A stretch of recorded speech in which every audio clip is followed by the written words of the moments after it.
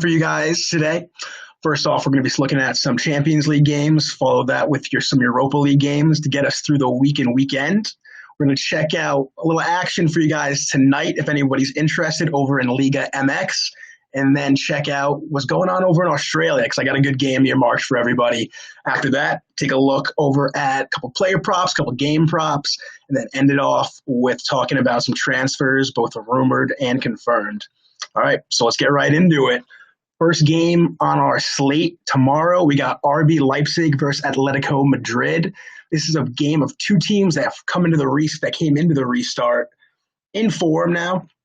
This is the first quarter final for Leipzig, and the big story is going to be the loss of Timo Werner. Timo left to go over to Chelsea, declined the opportunity to play for Leipzig in the quarterfinals. So they're losing out on 28 goals in the Bundesliga, and Werner also had 4 goals and 2 assists in 8 games. It's a big loss for them, but they are by no means a one-man show. They have talent throughout the ranks. And the man that's going to have to take up Werner's slack is Josef Poulsen. He's a guy that's been over at Leipzig for a few years now, has been productive, and now he's going to get an opportunity to start over next to Patrick Schick up top. I do believe we're going to see a 3-4-1-2 from Nagelsmann's squad. And that probably will go up against Simeone's classic 4-4-2. Now, coming into this game, Atletico's as hot as they've been. They're 8-3-0 in the restart. They have yet to lose since the restart. After starting 2020 pretty poorly, especially for Simeone's standards, they started this year off 3-4-2. They've obviously picked that back up. They're back to their fundamentals. They're back to showing that defensive grit they've had. And leading the team really who is their best player is Jan Oblak. Their goalkeeper, probably the best pure shot stopper in the world right now. He has 4 clean sheets in Champions League so far. So I think it's going to be a tough time for Leipzig to get past him. We've seen what Atletico could do. We saw them strangle the life out of Liverpool in their first game, and then we watched them pull off a dramatic victory at Anfield in the second game. So I think Atletico comes into this game in a prime position. I think Simeone and the team's experience, having been through tournaments like this, is going to lead them to a win here. So I'm taking Atletico at plus 135. What we got here? So I'm taking Atletico at plus 125. I think they get the job done tomorrow. Now, the next game we got leading up into Friday is a battle of 2 European giants. This one should be a lot of fun to watch. Should have tons of obviously, we'll have tons of star power. We're getting Barcelona versus Bayern Munich. So this has been a trying season so far for Barcelona. They lost out on La Liga for the second time in 8 years to rival Real Madrid. And there's so many issues systemically going on with Barcelona right now. But in this season alone, it's been compacted, I think, from the transition going from Ernesto Valverde over to Kiki Setien. Valverde plays a much more pragmatic game compared to Setien, trying to take advantage of all the just talent he has at his display and just going very gun-ho. I think this has adversely affected, especially their midfield and their defense. The defense itself already has minimal depth, and they're aging. Gerard Piqué can still be an elite top center back whenever he's on the top of his game. Still prone to his lapses in judgment and concentration, but still one of the best out there. You look over at guys on their fullbacks like David Alaba. You look at Nelson Semedo. You look at Lenglet. Realistically, will start next to Piqué tomorrow on Friday. But they have no guys that can really come in after them, and I think that's going to be a big problem, especially for this Bayern team that under Hansi Flick has been almost unstoppable. It's easy to say that they've probably been the best team in Europe since Flick took over. In their past 10 games, they've scored 31 goals. They're scoring at absolute will right now. They are incredible. They're led by Polish superstar Robert Lewandowski. You can't argue right now that Lewandowski is the best player in the world. The man has scored 53 goals across all competitions this year. And at the back behind him, he's got a bevy of playmakers. Whether he wants to look to his right, he's got Serge Gnabry, he's got Thomas Mueller, he's got Joshua Kimmich back there. So I think that this game will go to Bayern. The only way that I see Barcelona pulling off the upset is if you have a classic Messi game, which is kind of even representative of even more of their issues, that they're a little too dependent on Lionel Messi, especially since Neymar left back in 2017. So going in Friday, I'll take Munich over Barcelona. The third and final game on our slate, for Champions League at least, is Man City versus Lyon. So Lyon comes into this game off of a huge upset over Italian giants and Cristiano Ronaldo's Juventus. Not many probably had Lyon advancing this far going into Champions League, but here they are. They're a lot better than their ninth place in Ligue 1 says. Going into the season, preseason, they looked like they were going to be able to probably finish behind PSG in Ligue 1.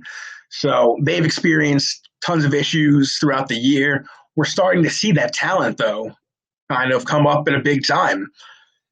Last time out, they're going to be happy that they're bolstered by the return of Memphis Depay, probably their best player, easily their best striker, had missed since October with an ACL injury. He returned last time to score a penalty. Unfortunately, he gave up a penalty. He looked really fired up after giving up the penalty, but Lyon fans will hope that he'll be able to knock off a little more of that rust. And, we'll see the Depay that can be one of the world's best and elite strikers. Starting next to him, we're probably going to see Moussa Dembele. Shocked a lot of people that he didn't start last time out. Came on as a sub in the second half. Looked a lot more comfortable than Carl Toko out there. So I think we'll see him start off the game. Two midfielders that had great games against Juventus last time out, even though they lost the second leg 2-1. Maxime Caqueret looked great, was making great forward runs, looked good. And then Houssem Aouar, the French international, is an elite midfielder, can be great. We'll see, though, if they have what it takes to go up against City's just absolute arsenal of world beaters. The last time we saw City out there, they won 2-1 against Real Madrid. It can be argued that Madrid beat themselves, specifically Rafael Varane, but it is what it is. 2-1 to City. They're here. Last time out, we saw Guardiola start off with Phil Foden atop, like a false nine. He dropped back. We've seen us do something similar a few games back in Champions League with De Bruyne. Had De Bruyne start up as a false nine, drop back. It allowed Raheem Sterling and Jesus to just make forward runs into the box. But there were times where it didn't look like it was running as smooth.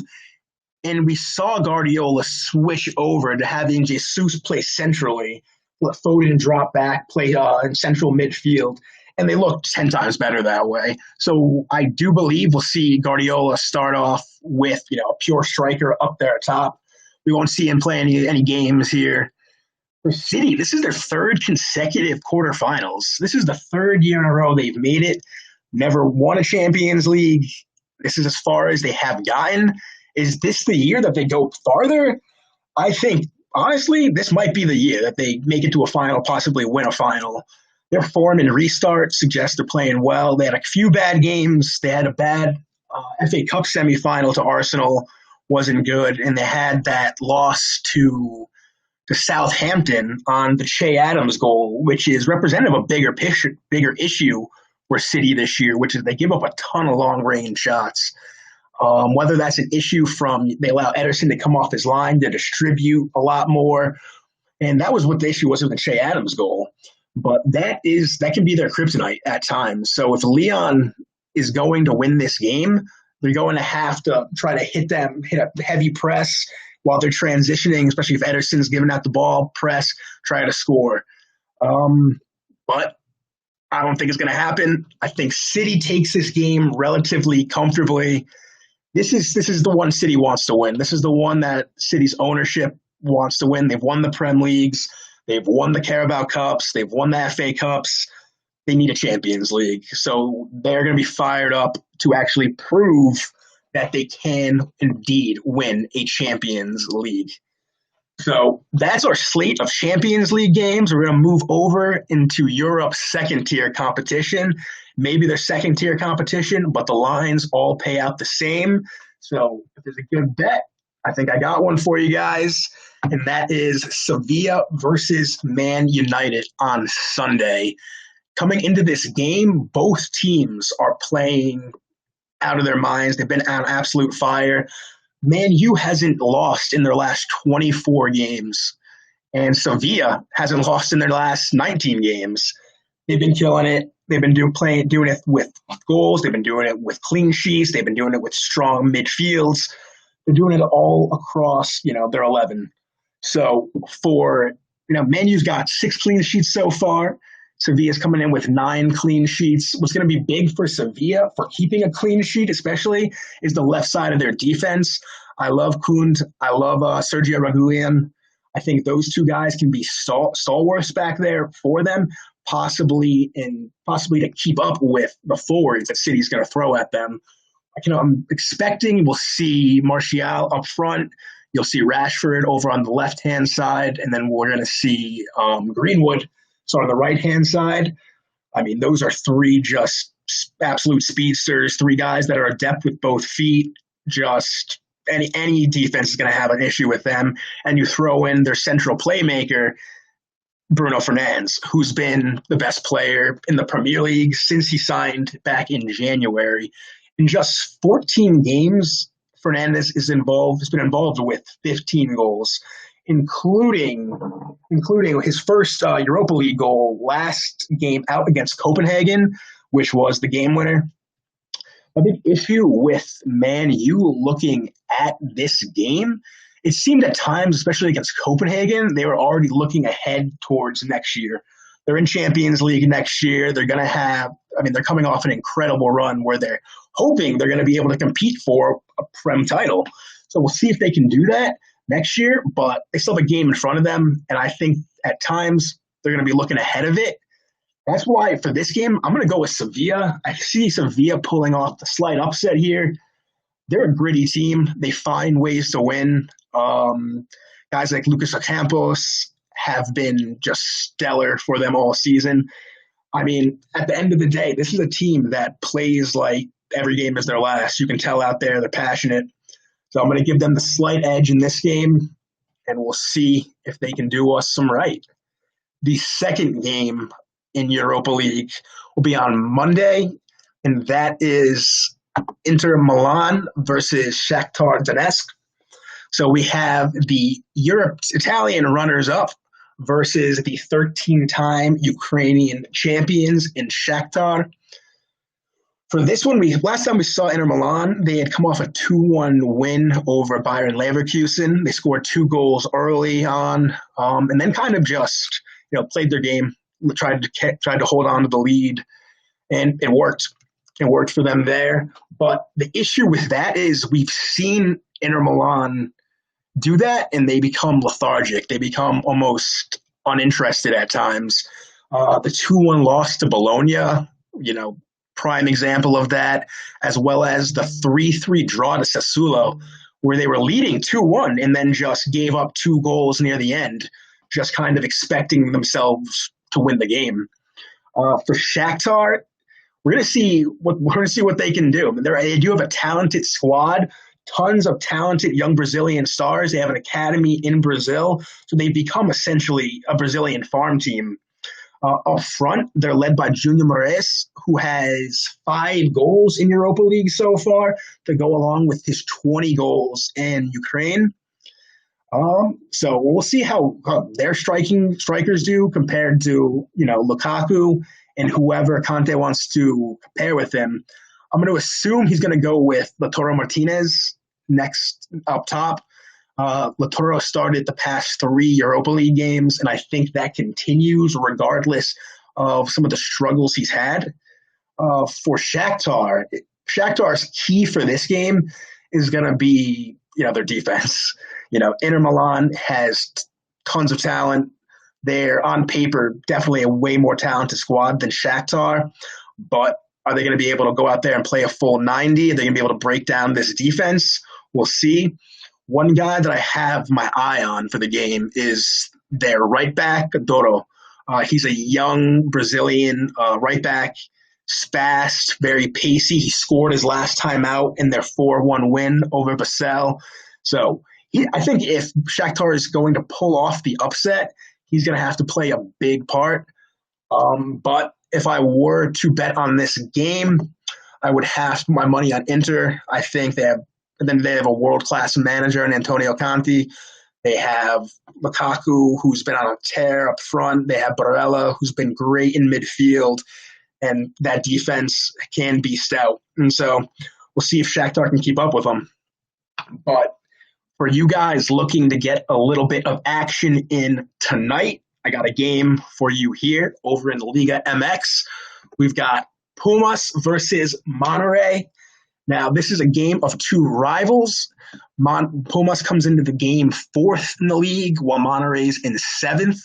Only 3 games so far. And in my opinion, the standings have been a little deceiving. I do think Monterrey's been the better team so far this season. We've seen in Pumas' past 2 games, they can get agitated. They can give up easy goals. They get fragile, and they break down. They've been easy to break down. They've given up 4 goals in their past 3. So I think this Monterrey team can pull it off. They're hungry, and this is against a rival who they've only lost to once in their last 5 games. This is also a Pumas team going through a little bit of a transition as they are currently looking for a new head coach. Seattle Sounders' Gonzalo Pineda is the front runner. And this has been a big issue with Pumas for the past few years, that they go after a lot of managers that have played for them, and the results just haven't been there. And this is another time that they're going after a former player. But back to the bet, I think this is a win for Monterrey. If you can get the option of a draw or win for Monterrey, I would take that. But I think they get some points out of this game for sure. And now, taking a look outside of Europe for a second, I got an A-League game. Got Sydney FC versus Western United. So all my odds are through DraftKings so far. Unfortunately, they do not have the odds up yet for this game, Sydney FC United, but I think it could be a great game.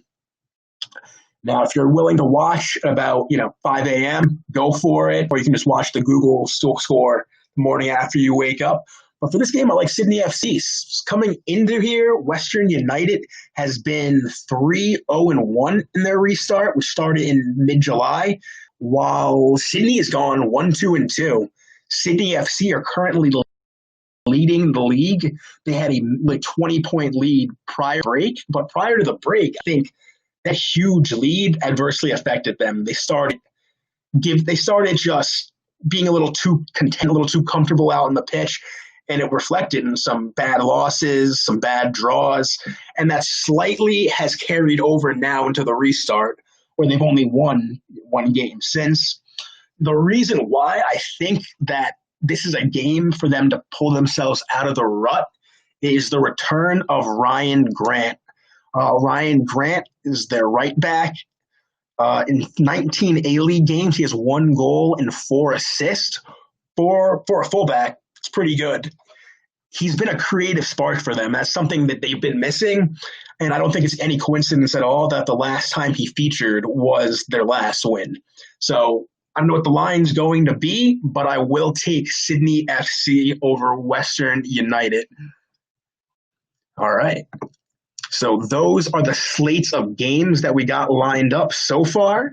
I'm going to take out a little bit of time to let you guys know about our BetQL subscriptions. With promo code Rotz, you can get 25% off any type of subscription, get unlimited access to some of the best data out there on the internet, especially if you're a sports bettor. We offer tons of opportunities to make that money back, and that's for sure. All right. So my next thing that I want to go and do, I want to talk a little bit about some player props. I got two of them, two scoring props that I've marked off as potential winners. The first one is Robert Lewandowski to score for Bayern Munich. Now, as I mentioned before, the Polish international has 53 goals across all competitions, including 14 in his last 11. He's been on an absolute tear. Many are putting him in an argument for the best player in the world right now. If there was a Ballon d'Or, people are saying, hey, it was Lewis to lose. So against a Barcelona team that that has conceded the second most fouls out of the still playing UCL teams, only behind PSG, they've also given up 2 penalties. So we've seen them get a little erratic at the back line to try to make up for some of their lackings. And at the end of the day, if they get like that with Lewandowski, they give him a penalty, he's going to put it away. You got to love Szczęsny. He's one of the greatest. He's one of the best goalkeepers in the world right now. But Szczęsny might not even be able to stop a Lewa PK. Without Szczęsny, we probably wouldn't even see Barcelona here. Barcelona has only given up 6 goals throughout Champions League, but Szczęsny leads Champions League with 29 saves. So it's safe to say this is a Barcelona team that we can expect to give up a few more goals than they should have. And we should see Lewandowski take full advantage of that when they play on Friday. Now, the next player prop I got for you guys is Lautaro Martinez to score for Inter Milan. So Inter Milan comes into this game against Shaktar. We're assuming we're going to see Lautaro Martinez start up front. Now, he's been on a little bit of a drought. He hasn't scored in his last 3 games. He hasn't, right? In his last, 11 games, he only has 3 goals. So very uncharacteristic. Prior to dropping down into Europa League, Lautaro Martinez had 5 goals in 6 Champions League games. He had about 14 goals in Serie A, so he is a goal scorer. Unfortunately for him, he plays next to one of the best goal scorers in the world right now, in Lukaku. So there is a little bit of give and take. It's almost a little bit misleading just to judge him off of his scoring. But for this, we're gonna want him to score. Shaktar has yet to play against a striker that has the kind of agility that Martinez has. So I think if they end up going in this game focusing on Lukaku a little too much, it's going to create an opportunity for Lautaro to get in behind and at least pick up 1 goal. So I'm taking Lautaro Martinez at plus 135 to score against Shaktar. The next one I got is a game prop. Now, this is an interesting line. It's at 132. It's Bayern Munich to score first and win the game. So Bayern haven't lost in their last, 14 games, and they've scored first in their last 7. So I mentioned it before. I think Bayern are the best team in Europe right now. This is a Barcelona team that has tons of issues.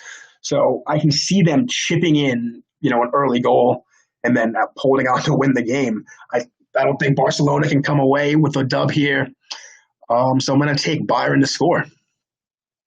Now, my last little topic I'm going to get to you guys about is some transfer talk.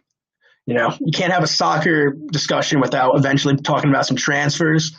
So here we go. Most recently, this is one that's recently popped up onto the grid. It is Ousamane Dembele to Man United. So all season, we're aware of you might be aware of the Jadon Sancho saga. So Manchester United has been chasing Borussia Dortmund star and English international Jadon Sancho for some time. Unfortunately, they couldn't get up to the $120 million price tag that Dortmund had set for Sancho. So they've set their eyes over to Barcelona's Ousamane Dembele. When he's healthy, he can be one of the most creative players out on the pitch easily. He can change a game. He's very adept with both feet. He can play across any of a front 3, which like a lot of Man United's forwards right now. I would imagine if they were to bring him in, he would compete with Mason Greenwood over on the right-hand side, which would be an interesting battle. He would certainly give Greenwood a lot more competition than, say, Daniel James right now. In 75 games for Barcelona, Dembele has scored 19 goals. He's given 17 assists. So he's a productive player when he's healthy. Unfortunately for Dembele and Barcelona, the $105 million man is made of Charmin Ultra. He's missed nearly 70 games in his 3 years at the Nou Camp, including most recently in February, he injured his hamstring tendon. So he's been out since then. Barcelona just released their UCL roster for their game against Bayern. He's included in the squad. So we'll see if he does make a return. I wouldn't be surprised if he's still not fully back yet, but we might see him back. For Dembele to go to Man U, though, I don't think it's likely. Like I mentioned before, Dembele cost the Catalonian side 105 plus 40 million in additional add-ons. So if Man U were to come in and buy Dembele, there's no way that they're approaching that price tag in any way. So I can't imagine that Barcelona is going to take a huge price, kind of a price deal on him. So I think they're better off, and I think what's their plan is to get Ousamane through a full season, hopefully build his value back up, and if he doesn't solidify himself as an integral part of the team, hopefully recoup a better figure than what they would be getting currently. I also think Man U's better off spending money in their defense. Harry Maguire can be solid. He's accident prone. Next to him, you can put Bailly, Lindelof. They have options. They have options also in the academy coming up. But I do think whatever money they'd be spending on Dembele would be better served on the back line. The next transfer we have is one that's already been confirmed. This is one that's happening. We got Manchester United longtime captain David Silva joining Lazio on a free transfer following the end of their UCL campaign. This is a great move for Lazio. Before the shutdown, they were neck and neck with Juve at the top of Serie A. Unfortunately, in the restart, we saw what their big issue was, and that was depth. They had minimal depth. Fatigue started to set in. They didn't have those guys that could step in and continue the performances that were being put out there. So I think David Silva comes in. I think he's going to start. I think we could see a change in Ngazi's formation. We could see Luis Alberto drop down to more of a number 10, and then you have David Silva spot in there on the left side of central midfield. I think that's an awesome move for them. What it probably does is send Joaquin Correa to the bench. But I think if you're going to replacing Correa with Silva, it's worth it. Correa is a pure striker typically. He's got a 0.4 expected goals per 90 compared to Silva's 0.37 as a central midfielder. Granted, they're playing different teams. Silva has a lot more talented playmakers around him, a lot more opportunities around him. But I think this could be a slam dunk for Lazio. I think it gets them to compete at a higher level and to at least definitely make Champions League again next year. And hopefully they can pull off, a type of run we were seeing, because Serie A this year, prior to the restart, was absolute fun. Now, the last thing I got for you guys is Dani Pareja to Villareal. I think this is going to go down as one of the summer's most underrated transfers. Pareja himself is one of the most underrated central midfielders in the world, mostly because, he's Spanish, so he's got tons and tons of central midfielders above him on the national team. So he doesn't get that kind of exposure that some others do. But Pareja, what a find, man. In over 300 games in La Liga, he's got 60 goals, 58 assists. So he's been there. He's been a captain. He's led teams to UCL qualification, which is what Villareal is going to be aiming for. They finished 5th this year, but I think with Parejo's passing, his calmness on the ball, he's going to be replacing Santi Corzolo and Bruno Soriano.